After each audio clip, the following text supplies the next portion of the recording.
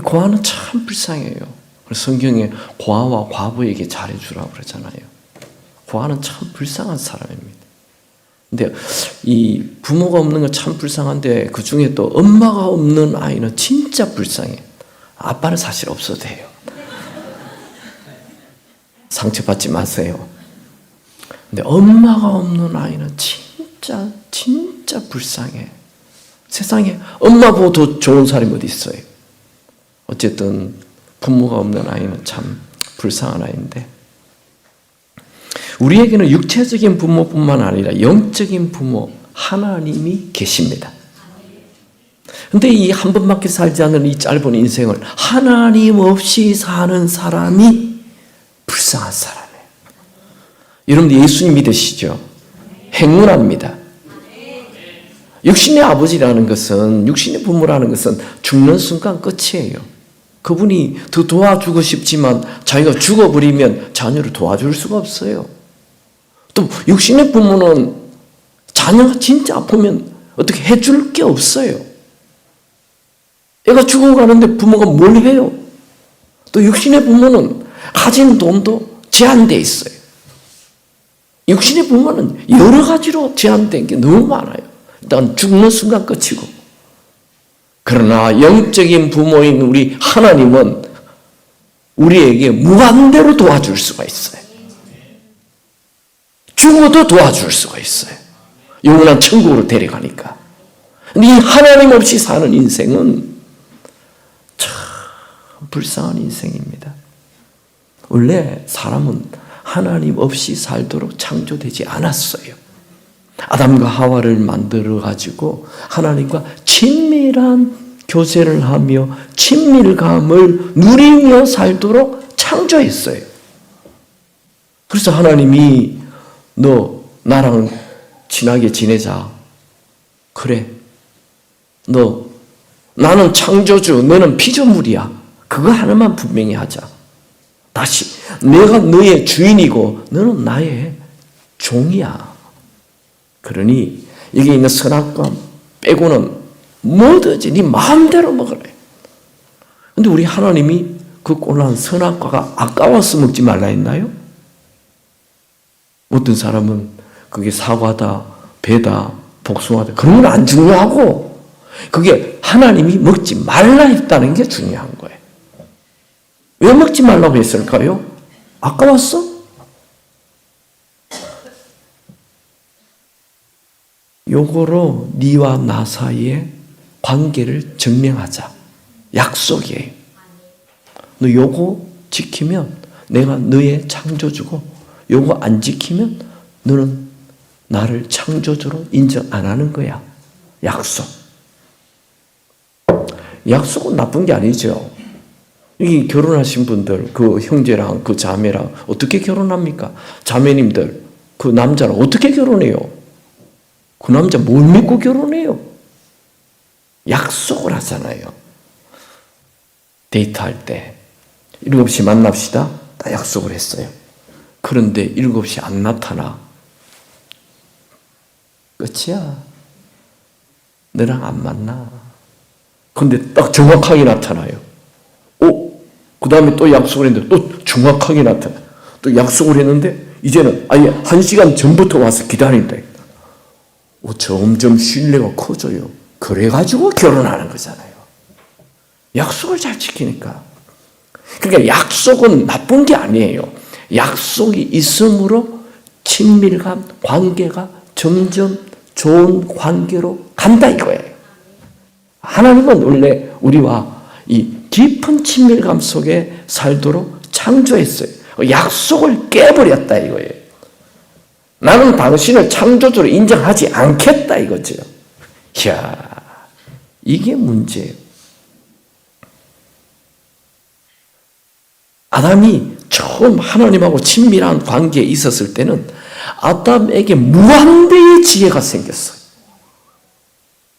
어느 정도 지혜가 생기느냐면 동물을 탁 보면 이름을 지어라. 개, 소, 덕, 두 자로 해라. 개미, 척척. 이야, 세 자로 해라. 코끼리, 척척. 뭐 이렇게 이름, 엄마 아빠들 이름 지어봤죠. 아들, 딸 이름 지는데 한 달 걸립니다. 한 달도 부족해요. 그래가지고 막 법적인 기간을 못 맞춰가지고 대충 지어버린다. 그렇게 이름 하나 짓는 거 어려운데 딱 보자마자 이름을 다 짓는다니까요. 이야, 어마어마한 지혜예요. 저는 정말 엄청난 지혜입니다. 하나님이 그 이름 지었는데 잘못 지었다. 하나님이 수정합니까? 안 합니까? 안 합니다. 네가 지은 이름 그대로 내가 영원히 불러지게 하겠다. 나는 너를 존중한다. 너의 결정을 존중한다. 그러니까 하나님과 나와 이 인간과의 아담과의 이 친밀감은 대단합니다. 서로 신뢰합니다. 존중해 줍니다. 하나님이 우리를 너무너무 존중해 줬어요. 지혜도 막 어마어마한 지혜가 생기고. 그런데 그걸 약속을 딱 깨잖아요. 그러자 하나님이 에덴 동산에서 쫓아내버려요. 하나님과의 관계가 깨져요. 하나님과 관계가 깨어지니까 무슨 일이 일어납니까? 하나님으로부터 독립해버렸어요. 하나님으로부터 분리되었어요. 내 인생 내가 산다. 이제 하나님 간섭받지 않겠다. 나는 하나님을 나의 아버지로 인정하지 않는다. 하나님을 버려버렸어요.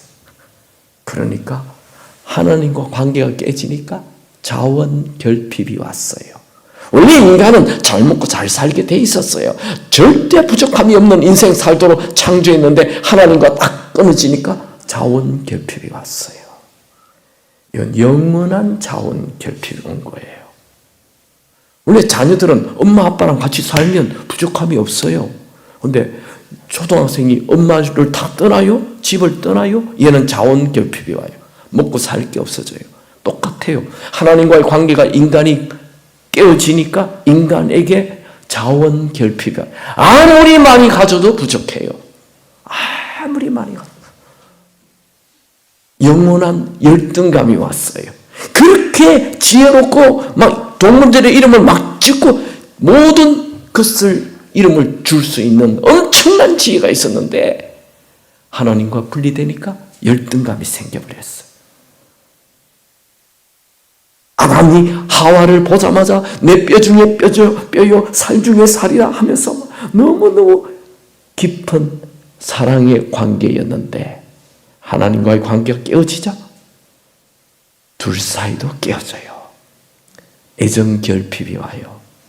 영원한 외로움이 왔어요. 아니 같이 사는데도 외롭다니까요. 부부가 같이 사는데도 인간은 외로워요. 영원한 애정결핍.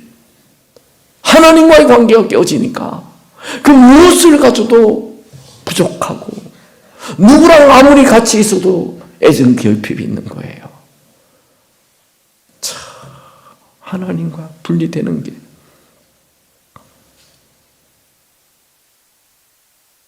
여러분, 아담은 선악과를 먹은 이후 어떻게 됐을까요?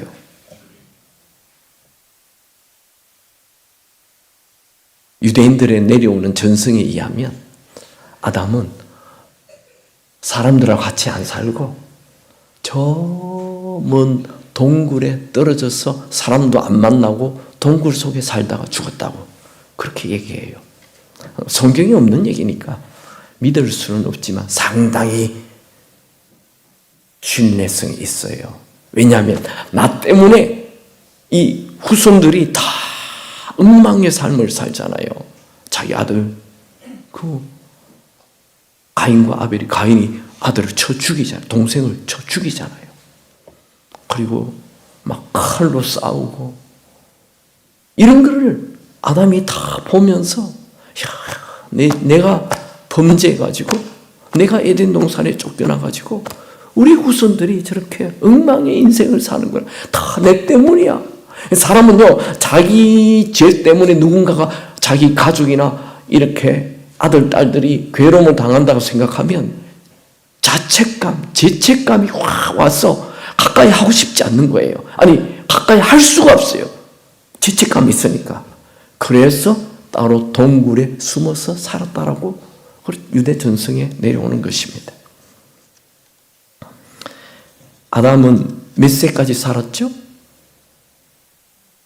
930살까지.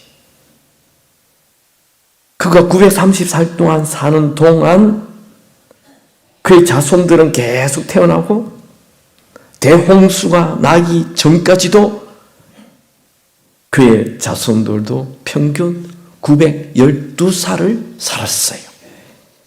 세월이 흘러 아담의 7대 손 에녹이 태어납니다.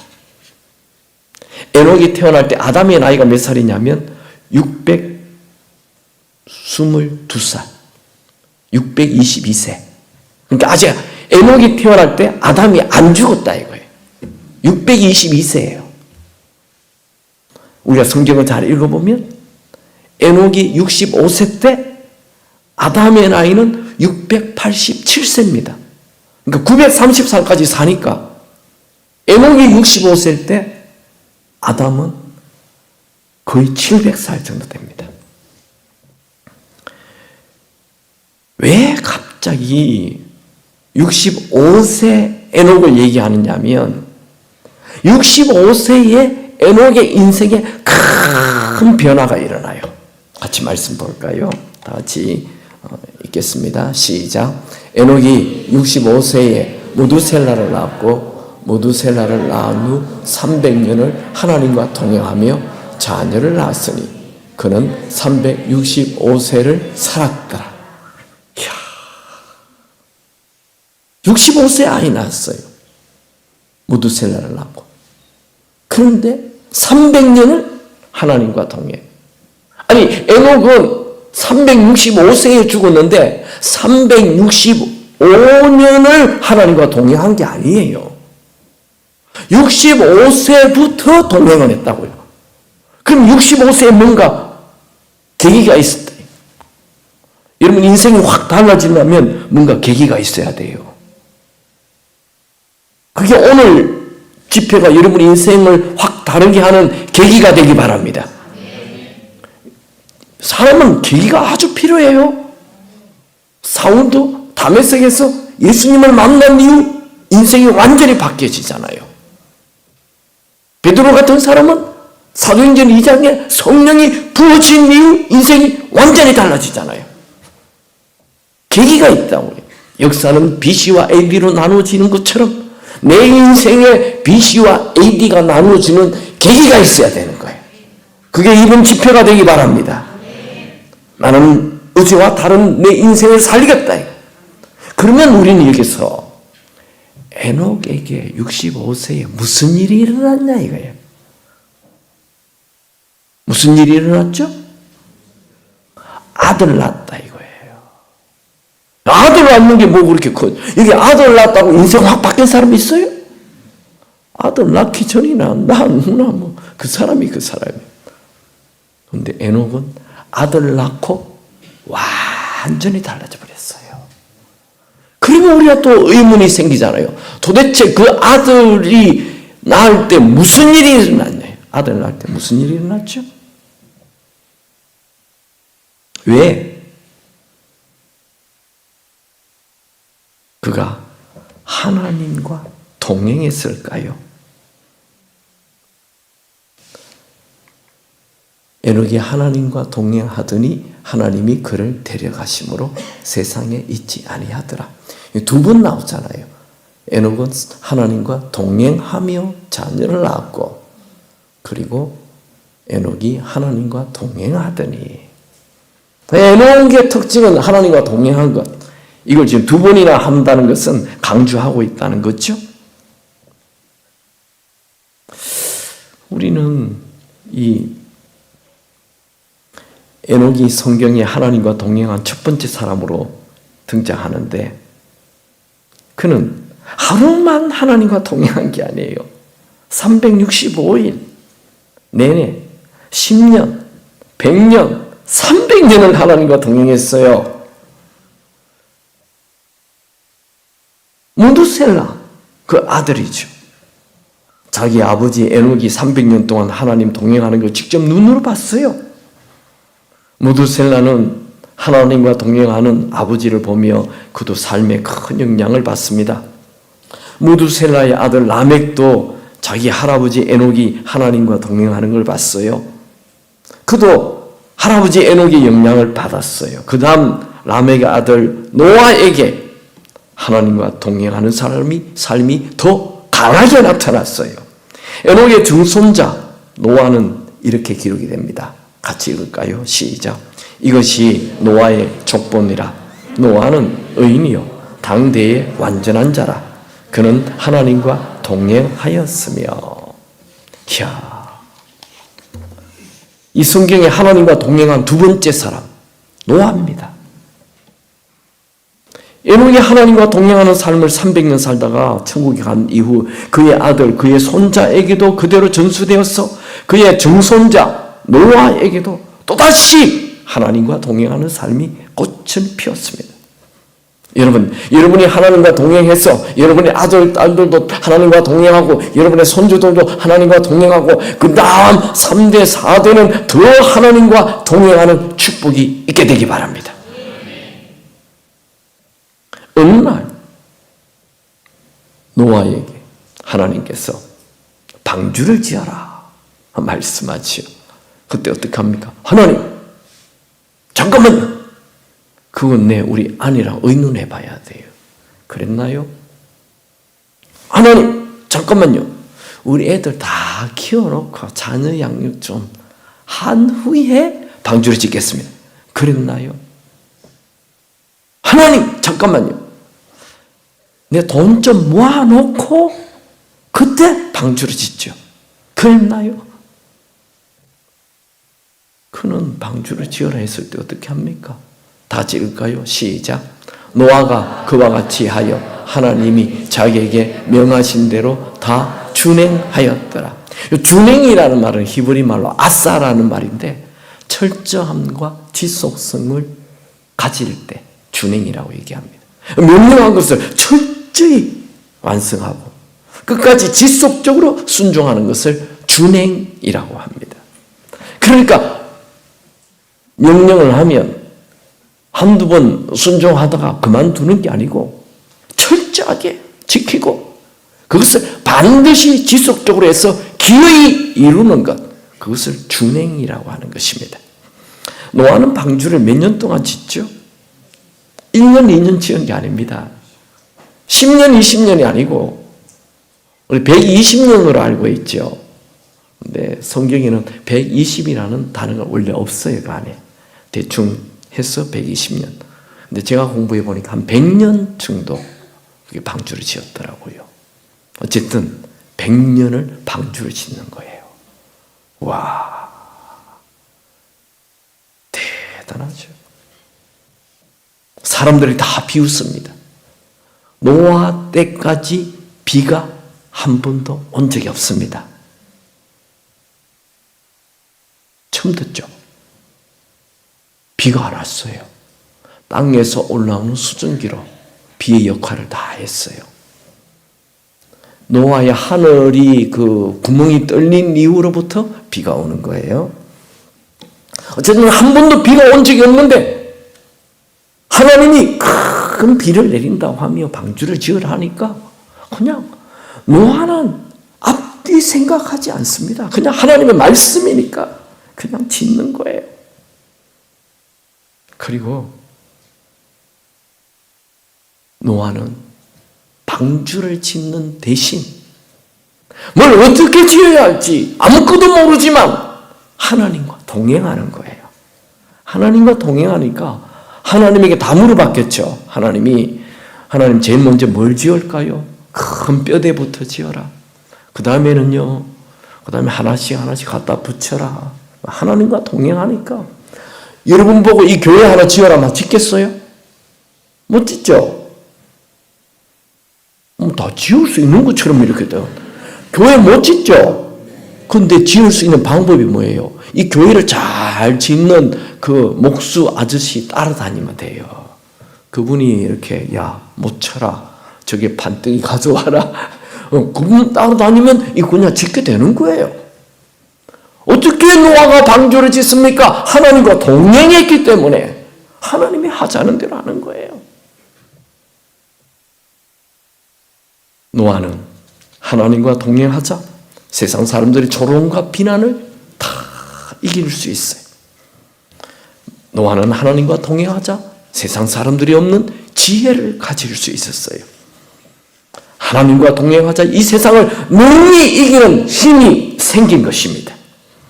하나님과 동행하는 자는 사람들이 다 대롱수로 다 죽어도 죽지 않는 축복을 누리게 됩니다. 하나님과 동행하는 사람은 홍수가 올 징조가 하나도 없어도 전혀 의심하거나 걱정하지 않습니다. 여러분, 이 세상에 제일 지혜로운 사람이 누굴까요?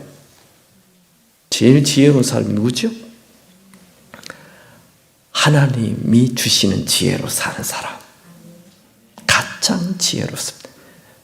그 당시에 지혜롭다고 하면서 노아의 대홍수를 예비하고 준비한 사람이 있었나요? 최고의 학자라도, 최고의 지혜자라도, 노아 당시에 가장 뛰어난 지혜를 가진 사람이라고 해도 노아의 대홍수가 올 것을 몰랐습니다. 똑똑한 것 같았지만 노아의 대홍수가 올 때 다 죽어버렸어요. 진짜 지혜로운 사람은 하나님과 동행하는 사람이 가장 지혜로운 것입니다. 인류의 두 번째 조상은 노아가 되죠. 자, 첫 번째 조상은 아담이었죠. 하나님은 아담을 통해 우리에게 뭘 가르칩니까? 하나님은 아담을 통해 순종해라, 이걸 가르쳐요. 두 번째 조상 노아를 통해 하나님은 또 우리에게 가르치는 게 있어요. 그것은 하나님과 동행하라 이거예요. 여러분, 이 세상에 성공하려 하지 마시고 하나님과 동행하시기 바랍니다. 우리는 성공에 굉장히 관심이 많죠. 어떻게 하면 공부를 잘해서 좋은 대학 가서 좋은 인류 기업에 들어가고 또 시집장가 잘 가고 그저 성공.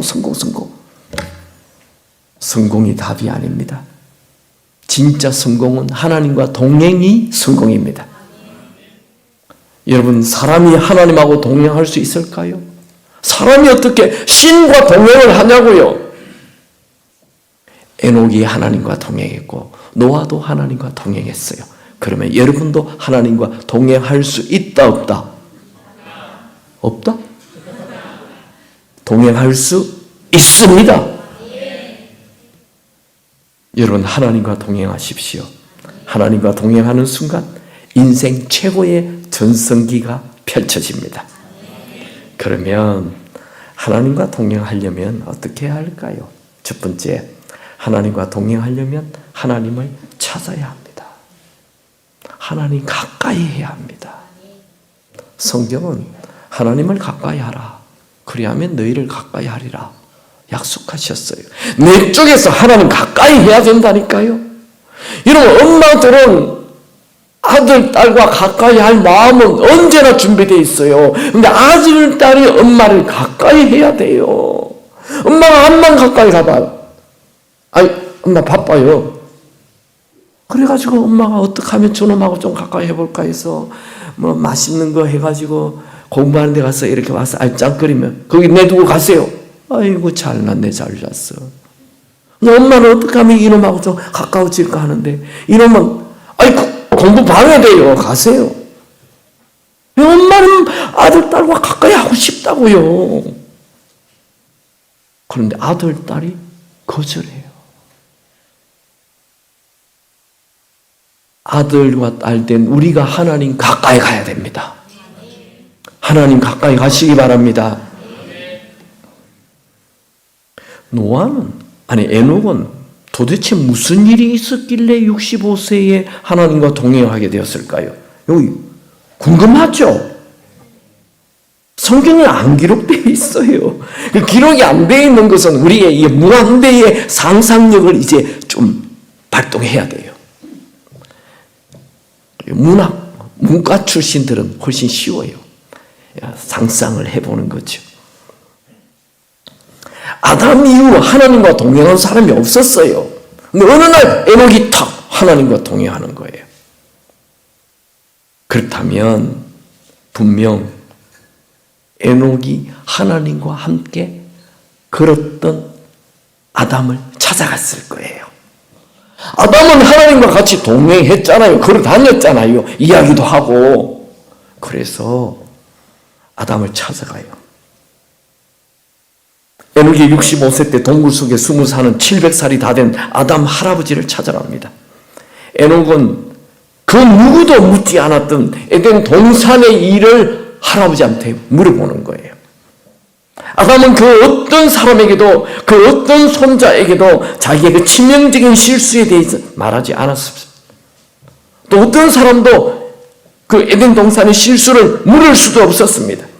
그런데 에녹이 찾아가서 그 비극 중에 비극, 그 비극적인 실수를 물었습니다. 에녹은 아버지로부터 희미하게 들었던 이야기를 자세히 알고 싶었습니다. 그래서 아담 할아버지에게 그 일을 자세히 설명해달라고 쫄랐습니다. 아담은 자기의 7대 손자 에녹이 묻는 질문에 대답하지 않을 수가 없었습니다. 이제는 세월이 많이 흘렀습니다. 그 700살이 다 됐습니다. 아담은 눈에 눈물이 가득하여 옛날에 자기의 비극적인 실수를 말하기 시작합니다. 에녹 7대 손자야, 나는 에덴 동산에서 하나님과 친구처럼 이야기하며 살았단다. 그분과 함께 에덴 동산을 거니면서 그분이 만든 무한대의 우주에 대하여 들을 수 있었고 그분의 오묘한 지혜에 대해서 들을 수 있었단다. 그분과 함께하는 시간은 이 세상 그 무엇과도 바꿀 수 없는 풍성함과 부유함과 자유함이 넘쳤단다. 그분과 함께할 때는 나에게 엄청난 지혜가 생겼지. 동물들의 이름을 순식간에 다 지을 수 있는 지혜가 넘쳤고 열정이 넘쳤고 비전이 넘쳤고 모든 창조물들을 다 사랑할 수 있는 사랑이 넘쳤단다. 하나님과 동행할 때 내 손에 빛이 가득하였고 얼굴에도 빛이 가득하였고 온몸이 다 빛으로 가득했단다. 내 주위에 있는 꽃들에게도 빛이 가득했고 나무들에게도 빛이 가득했고 새들에게도 빛이 가득하였지. 온통 빛이었단다. 얼마나 행복한 시간이었는지 모른단다. 그런데 내가 하나님의 말씀에 불순종하자 선악과를 따먹은 후 그렇게 눈부시게 아름답던 빛들이 다 사라졌단다. 내 얼굴의 빛도 사라졌고 손에도 발에도 그 빛이 다 사라졌지. 그리고 내 주위에 있던 빛들도 다 사라지고 말았단다. 그렇게 환하게 웃고 찾아왔던 동물들도 나를 보고 겁을 내고 나를 피하고 땅도 들판도 다 저주를 받아서 은근기가 생기고 가시가 생기게 되었지. 그 후 무엇보다도 나는 하나님이 두려워서 하나님을 피했단다. 얼마 후 하나님이 나를 찾아왔지. 그때라도 내가 하나님 앞에 엎드려 내 죄를 회개하였더라면 상황이 달라졌을 텐데 나는 변명하고 책임 회피를 했단다. 그래서 하나님과의 풍성한 관계는 깨어지고 에덴 동산에서 쫓겨났단다. 나는 그날 이후 늘 우울한 삶을 살고 있지. 지금 우리가 이렇게 힘들게 살고 있는 것도 다 내 잘못이지. 에녹은 아담 할아버지 눈에 후회가 가득함을 분명히 볼 수 있었습니다. 에녹은 아담 할아버지가 하나님과 함께 거닐면서 행복했던 그 행복한 눈빛을 볼 수 있었습니다. 에녹은 아담 할아버지의 말을 들으며 하나님과의 동행에 대한 열정이 생겼습니다. 에녹은 그날부터 하나님을 찾기 시작했습니다. 그 결과 하나님과 동행하는 삶이 시작되었습니다. 히브리서 11장에 보면 에녹은 하나님을 기쁘시게 했다라고 기록이 되어 있습니다. 같이 한번 읽어볼까요? 시작. 믿음으로 에녹은 죽음을 보지 않고 옮기심으로 다시 보이지 아니하였느니라. 그는 옮겨지기 전에 하나님을 기쁘시게 하는 자로 하는 증거를 받았느니라. 여기에 아주 중요한 키가 있어요. 우리는 이 에녹에 대한 설교를 들으면 이 동화 속에 그림이 딱 나와요. 어떤 그림 보셨나요? 하나님이 있고 그 옆에 에녹이 손잡고 걸어가는 그림 봤죠? 안 봤어요? 중학교 안 다녔어요? 다 그런 그림 그려놨잖아요. 그때 우리는 착각을 해요. 에녹은 하나님하고 손잡고 살았네? 여러분, 에녹도 우리와 똑같은 사람이에요. 그래서 하나님 안 보여요. 우리는 자꾸 에녹이 하나님과 손잡고 살았다니까 그 하나님과 손잡고 사는 게 그게 너무너무 쉬운 줄 알아요. 하나님이 나타나서 같이 손잡고 사니까. 그러나 에녹도 하나님이 우리처럼 보이지 않았다고요. 그런데 어떻게 하나님과 동행했죠? 이 답이 나와 있잖아요. 뭐라고 해놨죠? 하나님을 기쁘시게. 무엇으로? 믿음으로. 그러니까 하나님의 손을 잡는 것이 믿음으로 하나님의 손을 잡았다 이거예요. 하나님이 보이는 게 아니에요. 그냥 믿음으로 하나님의 손을 잡았어요. 그리고 행동은 하나님을 기쁘시게 하려고 했던 거예요. 그것이 하나님과 동행하는 비결입니다. 여러분은 여러분의 아들, 딸 중에 누구를 제일 좋아해요? 저 이거 녹음해서 우리 애들에게 들려주면 안 돼요. 저는 셋 놈이 있는데요. 가운데 있는 딸을 제일 좋아해요. 각자 물으면 난 네가 제일 좋다 이렇게 얘기하지만 내 혼자 생각할 때는 애들도 다 좋긴 하지만 부모도 그중에 또 좋은 놈이 있어요. 집에 가서 또 물어보지 마세요. 부모도 그렇다고요. 사람이니까. 내가 왜 우리 딸을 제일 좋아하냐면 얘는 뭐든지 얘기해요. 학교 갔다 오면 쫑알쫑알 뭐 하면 전화해가지고 또 쫑알쫑알 아빠의 관심만 해. 오늘 아빠가 설교를 했는데 뭐 넥타이가 어쩌고 저쩌고 오늘 색깔이 어떻고 저떻고 머리 스타일이 어떻고 얼굴에 점 빼야 된다고 또 얘기하고 막 딸이 막 얼마나 좋은지 막 너무 좋아 딸. 야, 왜 좋아한다고요? 지가 가까이 하고 맨날 쫑알거리니까 너무 좋은 거죠. 아들은 어떻습니까? 제가 어디 집회 갔다 오면 갔다 오셨어요? 하고 지방에 쏙 들어가요. 잘났다. 아들들은 별 아빠한테 관심이 없어. 하나님과 동행하려면 하나님을 기쁘시게 해야 된대요. 하나님을 기쁘시게. 물어봅니다. 여러분에게 한번 물어봅시다. 여러분 뭐가 제일 기뻐요? 솔직하게 얘기하세요. 뭐가 제일 기쁩니까? TV 보는 거? 드라마 보는 거? 영화 보는 거? 인터넷? 게임? 여기 우리 교회 아니니까 한마디 합시다. 여기 게임 좋아하는 친구들 끊으시기 바랍니다. 좋게 말할 때 끊어요. 게임 좋아하면 인생 게임 끝났어. 인물 안 돼. 게임 끊어요. 게임. 이거 뭘 제일 좋아해요? 돈? 돈만 보면 막 가슴이 벌떡벌떡하고 그냥 어쩔 줄 모릅니까? 여자가 그렇게 좋아요? 남자가 그렇게 좋아요? 스포츠가 그렇게 좋아요? 야구하면 뭐 예배고 뭐고 다 때려치우고 야구 가서 축구 뭐 스포츠 그렇게 좋아요? 스키? 여기 어르신들 골프 그렇게 좋아요? 일부 예배 마치고 총알같이 이거 하러 가고 그렇게 좋아요? 야, 제가 아는 장로님 어느 날 식사를 대접한 데서 갔어요. 갔더니 식사 다 하고 이제 헤어지는데 긴 우산을 하나 주시더라고요. 근데 우산이 목사님 이거요. 제가 골프에서 홀 다 넣어가지고 그거 기념으로 만든 거래요. 제가 속으로 잘났다 잘났어. 그게 뭐 그리 대단해가지고 그것 때문에 지금 식사 대접하는 거예요. 나 이번에 이거 해가지고 뭐 이름이 뭐 있던데 홀인원? 그거 아는 자는 회개할지어다.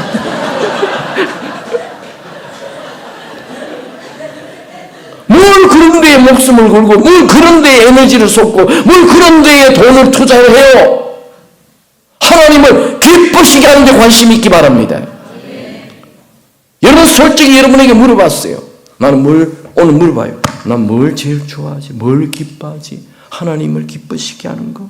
아니면 나를 기쁘게 하는 거? 그게 바뀌지 않으면 절대로 하나님과 동행할 수 없다 이거예요. 그걸 내려놔야 돼요. 그거. 여러분 지금 제일 좋아하는 게 뭐냐고요? 제일 기쁜 게 뭐냐고요? 주님이 가장 기쁘시기 바랍니다. 저는요 우리 교인 중에 그냥 너무 감동되는 분들이 계세요. 삶의 목적이 주님을 기쁘시게 하기 위하여 그런 분들이 계세요. 그 말이 아니고 재정을 탁 내놓는 거예요.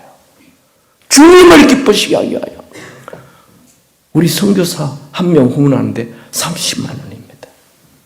그런데 10명을 넘게 하는 분이 계십니다. 매달. 와. 목사님, 저는 삶의 목적이 주님을 기쁘시게 하는 것입니다. 말로만 주님을 기쁘시게. 내가 살아 존재하는 이유, 주님을 기쁘시게 하기 위하여. 어느 날 어거스틴에게 하나님이 나타났어요.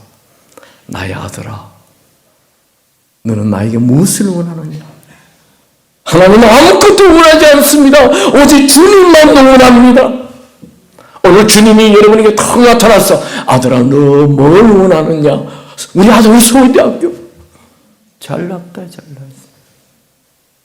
오늘 주님이 여러분이 나타나서 너 뭘 원하느냐 얘기하면 나는 주님 한 분만으로 만족합니다. 아멘입니까? 그 이후 어거스틴은 위대한 성자가 됩니다. 매 순간 하나님을 가까이 하십시오.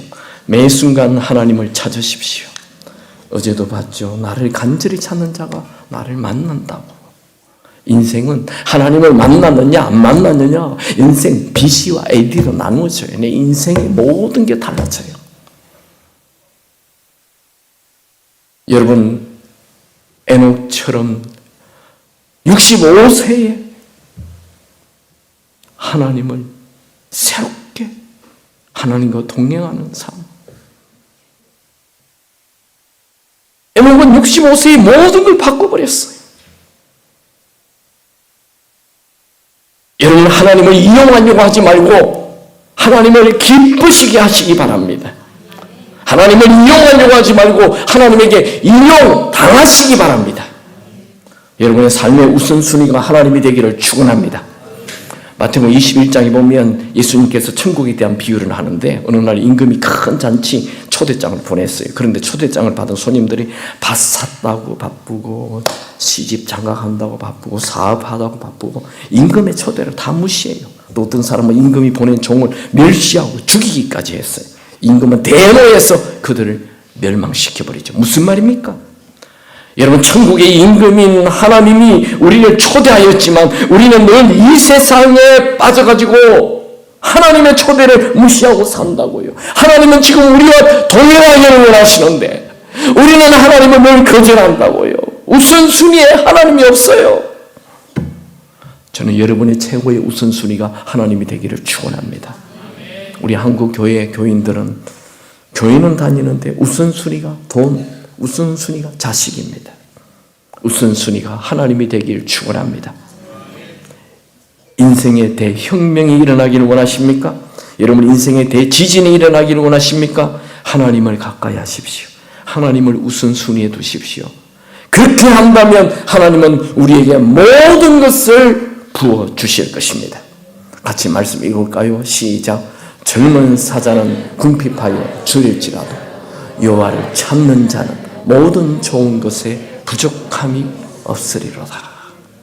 하나님을 찾는 자에게 특별한 은총을 부어줍니다.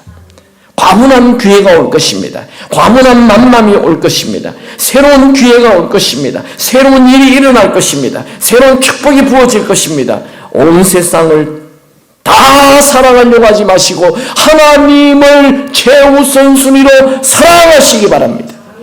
하나님과 동행하는 비결이에요. 두 번째는 하나님과 동행하려면 어제 말씀과 좀 비슷한데 지금 만족하는 것을 버리고 하나님이 주인이 되어야 됩니다. 계속 여러분 에녹이 65세에 아들 낳았을 때 얼마나 기뻤을까요? 마리아 아들이지만 65세에 아들 낳았으니 손자잖아요. 여기 우리 65세 되신 분들 손주 얼마나 기뻐요? 내 친구가 손주 낳았다고 나한테 막 엄청 자랑을 합니다. 김 목사, 아들하고는 게임이 안 돼. 안 낳아봐서 모르지? 하면서 손주는 막 아들보다 너무너무 좋대요. 우리 아버지 되게 무서웠거든요. 경상도 사나이 무서운 아버지인데 우리 아들을 업고 막 등에다 업고 뭐 이렇게 벌쩍벌쩍 뛰어다니. 아버지 왜 그러십니까? 너희들 모른다. 그렇게 좋아하시대. 손주가 너무너무 좋다. 지금 에녹이 아들을 낳았어요. 첫 아들이에요. 이야 얼마나 기뻤을까요? 그런데 여기에 참 이상한 일이 일어나요. 첫 아들의 이름이 뭐라고요? 무드셀라예요. 무드셀라의 뜻이 뭡니까? 창을 가진 사람. 그냥 창을 가진 사람. 이게 무드셀라예요. 아니 내 아들이 태어나면 이름을 좀 좋게 지어야 되잖아요. 왜 창을 가졌어요? 여기에 뭔가 힌트가 있어요. 왜 에녹이 65세부터 하나님과 동행했는지 이게 힌트가 나온다고요.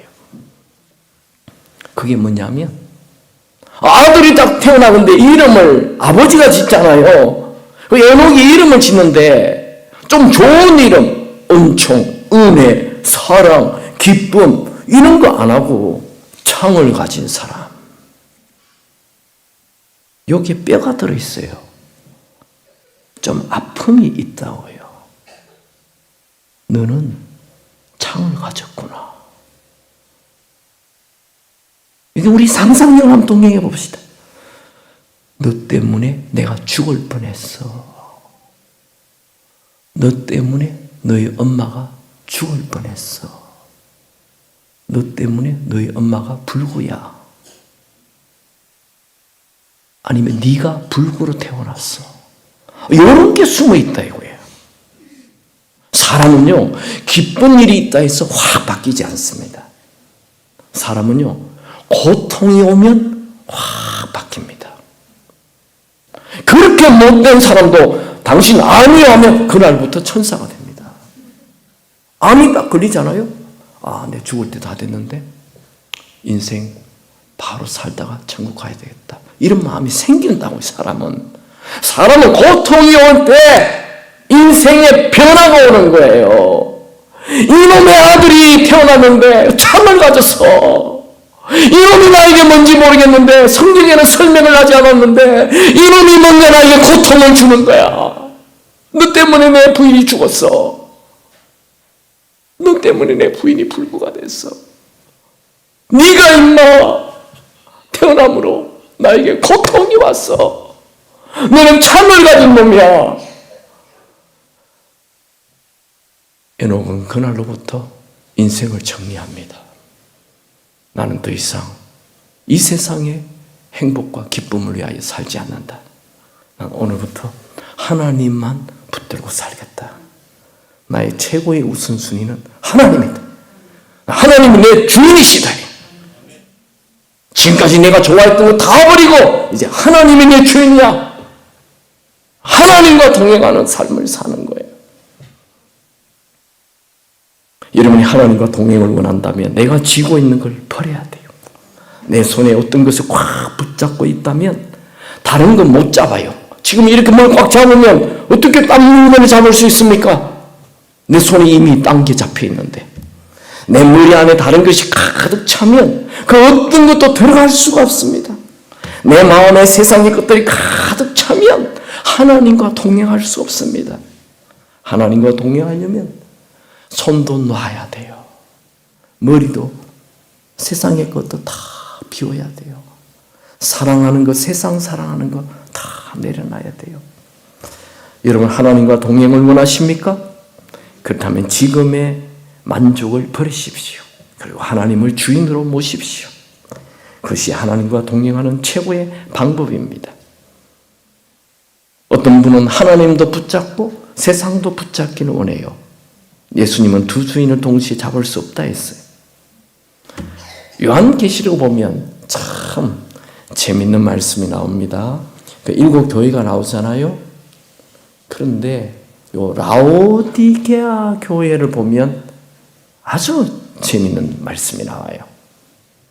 라오디게아 교회를 향해 예수님이 책망합니다. 너는 차지도 않고 뜨겁지도 않고 차든지 뜨겁지 않아. 이제 미지근하여 토해버리겠다 이런 말씀을 하세요. 그리고 또 그 다음 말씀을 보면 네가 말하기를 나는 부자다 부유하다 부족한 게 없다 하나 너의 공고한 것과 가련한 것과 가난한 것과 눈먼 것과 벌거벗은 것을 알지 못하느냐. 야단을 하십니다. 이 라오디게아 교회 잠깐만 보여드릴까요? 이 성지순례 터키에 가면 라오디게아 지역이 있어요. 성지순례 꼭 하시기 바랍니다. 우리 교회는 1년에 한 번씩 무조건 해요. 30명 딱 모아요. 30명 모으면 표 하나 공짜예요. 그래서 제가 늘 공짜로 가는 거예요. 그래서 매년 해요. 내가 공짜로 가기 위해서 매년 모아요. 근데 30명이 순식간에 찹니다. 그건 왜 30명이 순식간에 차느냐 하면 제가 가족별로 가라 그러거든요. 한 가족에 4명이에요. 그래 몇 가족 안 하면 30명. 그리고 10명은 무조건 가는 사람이 있어요.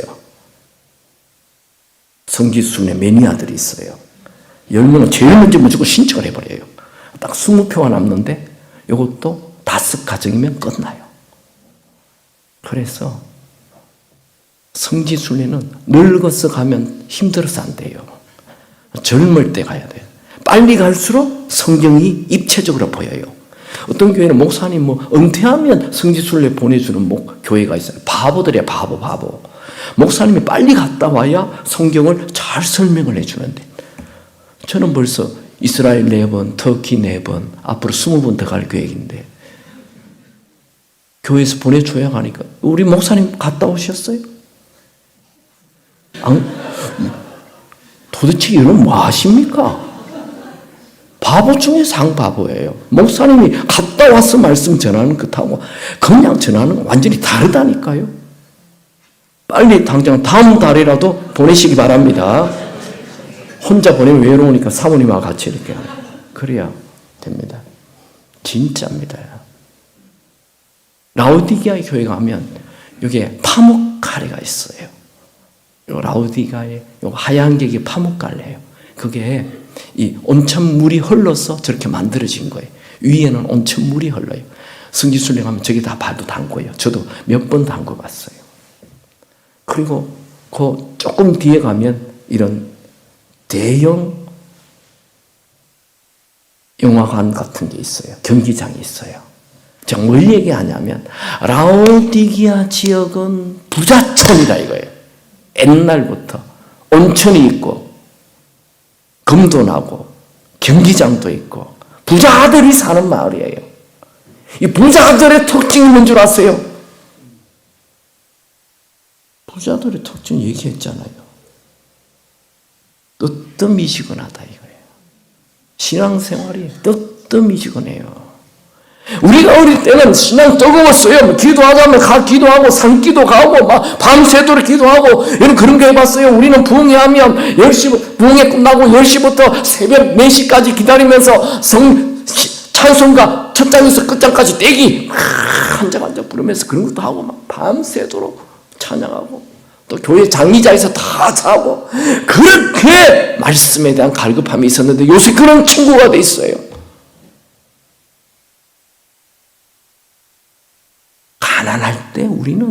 뜨거웠다고요. 요새는 부자잖아요, 부자. 부자들은 미지근합니다.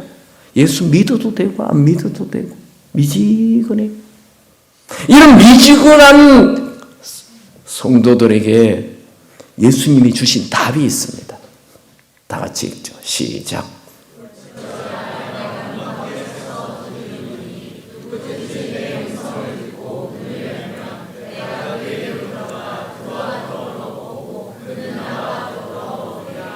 이거 잘 아는 말씀인데 이거는 불신자에게 쓰는 말씀이 아닙니다. 라오디게아 교인들에게 하신 말씀입니다. 다시 얘기하면 지금 오늘날 교인들에게 꼭 해야 할 말씀이라고요. 뜨뜻미지근한 교인들, 이 부자촌에 사는 교인들, 이 강남에 사는 교인들, 이 판교에 사는 교인들, 우리 수지에 사는 교인들, 잘 먹고 잘 사는 교인들, 뜨뜻미지근한 교회.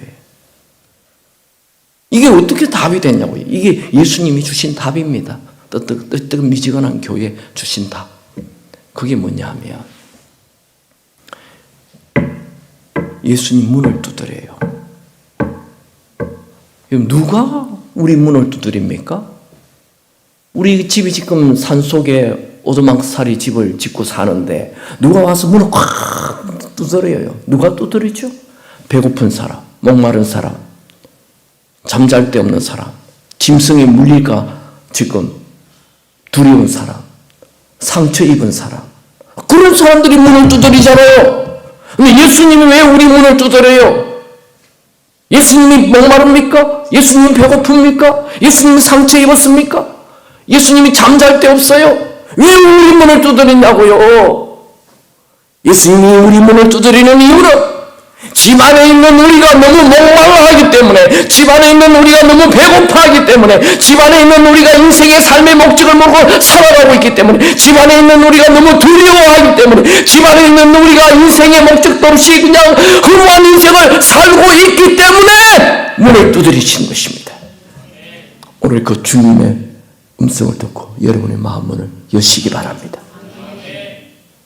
그래서 내가 어디에서 태어나서 무엇을 하다가 어디로 가는지 이 고민이 해결되기 바랍니다. 아무리 이 세상의 것을 다 가져도 채워지지 않는 이 빈 마음이 해결되기 바랍니다. 뜨뜻미지근한 삶을 살고 있는 여러분의 신앙이 정리되기 바랍니다. 영적 미지근함을 이기는 비결은 예수님을 내 인생의 주인으로 모시는 것입니다. 내가 주인 되었던 다 내려놓고 예수님을 주인으로 모시고 사는 거예요. 스위스의 신앙 공동체인 라버리를 창립한 프란시스 세퍼는 이런 말을 했어요. 미국의 문제는 행복을 추구하지만 거룩함을 추구하지 않는 것이다. 현대인들은 자기 만족, 자기 행복에만 관심이 있고 하나님과 동행하는 것에 대해서는 아무런 관심이 없어요. 여러분, 인생은 내 만족이 전부가 아닙니다. 우리에게는 하나님과 동행이라는 이 어마어마한 축복이 있습니다.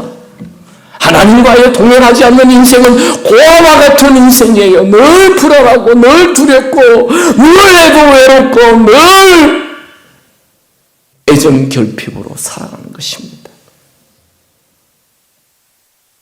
우리는 오늘부터 달라져야 됩니다. 여러분, 에녹의 이름이 뜻이 있어요. 에녹의 뜻이 뭡니까? 두 가지입니다. 시작한다. 디보션, 헌신한다. 두 가지 뜻을 가지고 있습니다.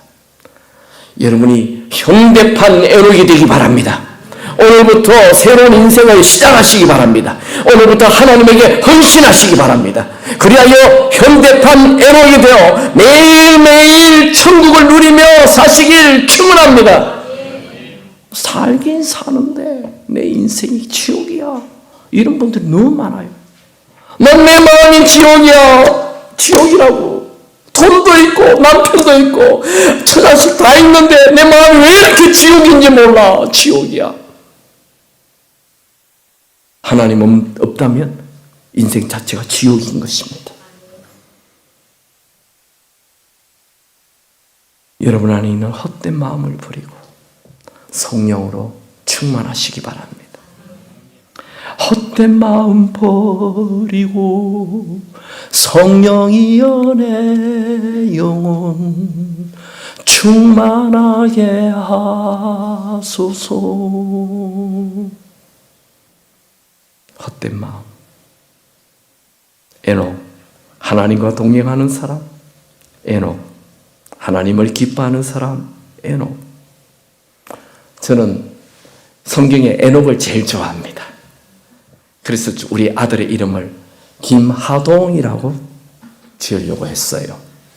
근데 우리 아내가 하동은 안 된다 하더라고요. 왜 안 되냐 그랬더니 학교 가면 핫동이 된대요. 그래서 애들이 놀릴 거라고. 그래서 나는 하동으로 짓고 싶고, 나는 애들 이름 하동, 예동, 성동으로 지으려 했는데 핫동, 예동, 성동이 되니까 내가 양보했죠. 그래서 신명을 바꾸는데, 여러분 우리가 아는 그 성결교단의 제일 유명한 부흥사 한 분이 계세요. 그러면 이성봉 목사님이십니다. 이분에게는 굉장히 재미있는 일화가 하나 남아 있어요. 이분은요 늘 주먹을 쥐고 살았어요. 권투 선수도 아닌데 왜 이렇게 주먹을 쥐고 사냐? 논두렁길이 하나밖에 없잖아요. 사람 한 명 걸어가는데 이분은 논두렁으로 안 걷고 논바닥으로 처벅처벅하고 논두렁으로 이렇게 걸어갔다고 해요. 그 뒤에 가는 교인들이 아니 목사님 왜 길 두고 이 논바닥으로 걸어가십니까? 물이 처벅지만 그럴 이유가 있다. 항상 나중에 알고 보니까 예수님 손잡고 산다 이거예요. 예수님이 논두렁으로 가고 자기는 논바닥으로 가고. 신촌에 그분의 딸이 살고 있어요. 그분의 딸이 한 얘기인데 우리 아버지는 주무실 때도 이불을 2개 깔고 잔다. 자기가 자는 이불 또 옆에 또 이불 하나 깔았대. 어떻게 보면 미친 것 같죠? 근데 위대한 인생을 산다 이거예요. 그분은 위대한 인생을 살았어요. 그분 때문에 예수 믿은 사람은 어마어마하게 많아요. 여러분이 오늘부터 에녹처럼 하나님과 손을 잡고 산다면, 이건 믿음으로, 하나님 안 보여요. 믿음으로 하나님의 손을 잡고 사는 거예요. 그러면 놀라운 인생이 펼쳐질 것입니다. 에녹은 65세에 하나님과 동행을 시작했습니다. 아브라함은 75세에 하나님과 동행을 시작했습니다. 요셉은 17세에 하나님과 10대 나이에 하나님과 동행했습니다. 모세는 80세에 하나님과 동행을 시작했습니다. 다윗은 어린 먹동으로 있을 때 10대 나이에 하나님과 동행을 시작했습니다. 다니엘도 10대 나이에 하나님과 동행했습니다. 베드로는 오순절 다락방 이후 하나님과 동행을 시작했습니다. 이들이 하나님과 동행하자 인생이 완전히 달라졌습니다.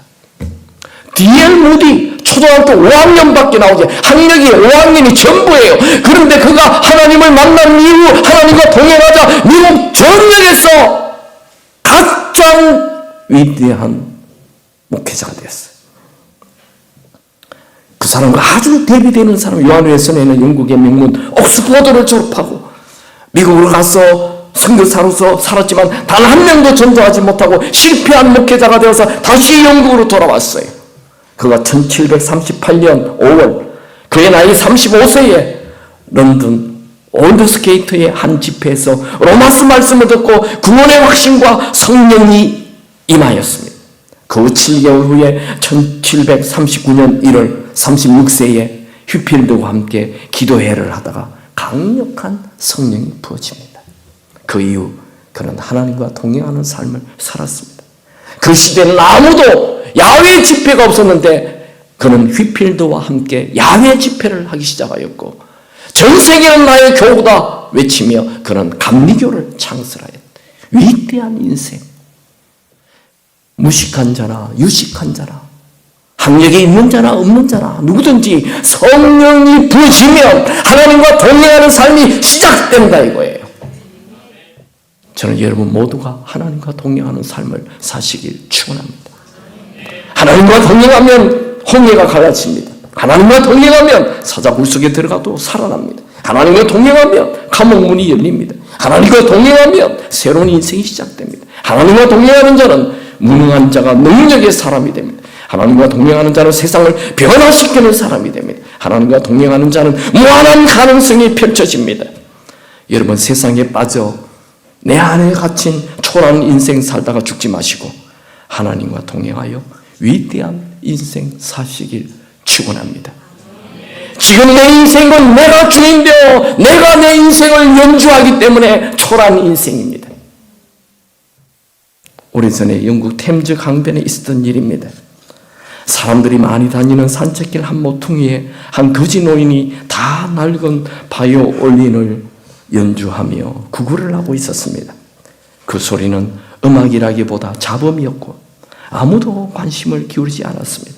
그때 낯선 한 외국인이 산책을 하다가 그 거지 할아버지를 보게 됩니다. 할아버지, 나에게 준비된 동전은 없지만 대신 제가 바이올린을 몇 주 연주해 드려도 될까요? 바이올린을 받아든 이 외국인은 먼지를 닦고 조율을 마친 다음 연주를 시작했습니다. 그 낡은 바이올린에서 신비한 선율이 쏟아져 나왔고 사람들도 너도 나도 발길을 멈추어 쓰고 어느새 할아버지의 구글 모자에는 동전과 지폐로 가득 찼습니다. 그때 한 사람이 외쳤습니다. 와, 저기 봐! 저분은 이탈리아의 명연주자 파가니니야! 사람들이 구름대처럼 모였습니다. 낡은 바이올린을 누가 붙잡고 연주하느냐에 따라 소리가 달라지고 음악이 달라지고 모든 게 달라졌습니다. 우리 인생도 마찬가지입니다. 여러분의 인생을 누가 연주하느냐에 따라서 내가 연주한다면 초라한 인생, 아무도 돌보지 않는, 그들도 보지도 않는 인생이 될 텐데 내 인생을 그분이 연주한다면 내 인생은 놀라운 인생이 될 것입니다. 여러분, 내 혼자 힘으로 아둥바둥 사는 삶을 내려놓고 내 힘으로 이 세상의 것을 다 끌어모으며 사는 그 허무한 인생을 내려놓고 하나님을 기쁘시게 하는 하나님의 손을 잡고 하나님과 동행한다면 우리 허무함 너머에 탁월함이 나타나게 될 것입니다. 여러분, 우리는 허무하게 살도록 창조되지 않았습니다. 우리는 내 혼자 살도록 창조되지 않았습니다. 우리는 지루하게 살도록 창조되지 않았습니다. 여러분이 하나님을 붙잡는다면, 하나님의 손을 잡는다면 날마다 기쁨이 넘치는 삶이 될 것입니다. 주가 나와 동행을 하면서 나를 친구 삼으셨네. 우리 서로 받은 그 기쁨을 알 사람이 없도다. 할렐루야. 한 청년이 저에게 찾아왔어요. 목사님, 저도 에녹처럼 하나님과 동행하겠습니다. 그래요. 잘 결정했습니다. 그런데 저는 그 동행을 저도 에녹처럼 65세 되면 하려고 그래요. 아이고, 겨우 생각했다는 게 그 정도. 제가 설명해 드렸습니다. 에녹 시대에는 평균 912살 살았으니까 65세부터 동행했다면 형제님은 100세 산다 생각하면 7살부터 동행해야 됩니다. 입을 쫙 여러분, 세상 즐거움 내려놓으세요. 그거 별거 아닙니다. 그거 사탕 그만 먹으시고 이빨 다 썩습니다. 그거 내려놓고 주님과 동행을 시작하십시오. 하루라도 일찍 시작하시기 바랍니다. 오늘부터 시작하시기 바랍니다. 오늘 결단하세요. 하나님 아버지, 내 나이 몇 살, 오늘부터 하나님과 동행하겠습니다. 질문 하나 할까요? 79세의 모세와 80세의 모세의 차이점이 뭘까요? 79세의 모세는 죽음만을 기다리는 인생이에요. 인생 끝자락이에요. 지금 이 광야에서 아무도 찾아오지 않고 그저 양이나 치며 죽음을 기다리고 있어요. 이제 곧 80이 되었어. 이제 나 죽을 거야. 그 당시에 80이 가장 오래 사는 것입니다. 죽음을 기다리는 나이라고요. 이제 다 내려놨어요. 즐거움도 기쁨도 돈도 부유함도 다 내려놓고 이제 죽을 날만 기다리고 있어요. 그런데 80세에 하나님을 만나요. 그날부터 하나님과 동행을 시작했어요. 그랬더니 없던 건강도 생기고 없던 지혜도 생기고 없던 놀라운 세계를 보게 되는데 창세기를 알게 되고 인류가 어떻게 시작했는지를 알게 되고 창세기를 쓰고 출애굽기를 쓰고 레위기를 쓰고 민수기를 쓰고 신명기를 쓰고 40년 동안 이들을 데리고 광야를 통과하고 그는 죽기 직전에 너희들은 행복한 자야. 그에게 나도 너무너무 행복했다. 그런 인생이 되었던 것입니다. 79세의 모세와 80세의 모세의 차이점은 하나님과 동행했느냐 안 했느냐의 차이입니다. 지금 여러분의 나이가 몇 살인지 모르겠습니다만 오늘부터 동행한다면 엄청 건강해질 것입니다. 엄청 한 번도 들어보지 못했던 것을 알게 될 것입니다. 지혜가 하늘로부터 쏟아 부어질 것입니다. 어쩌면 120살까지 살지도 몰라요. 눈이 새하지 않고 기력이 새하지 않고 이야, 이건 어메이징. 하나님과 동행하는 것은 우리 인생에 어메이징, 놀라운 일이 기다리고 있는 거예요. 여러분이 주인 되지 마십시오. 하나님이 주인 되고 예수가 주인 되길 축원합니다. 우리 옆에 있는 분하고 악수합시다. 하나님과 동행합시다. 다시 하나님을 주인으로 삼읍시다. 한 번만 더 예수가 주인 됩시다. 찬양하죠. 예수로 충만하네.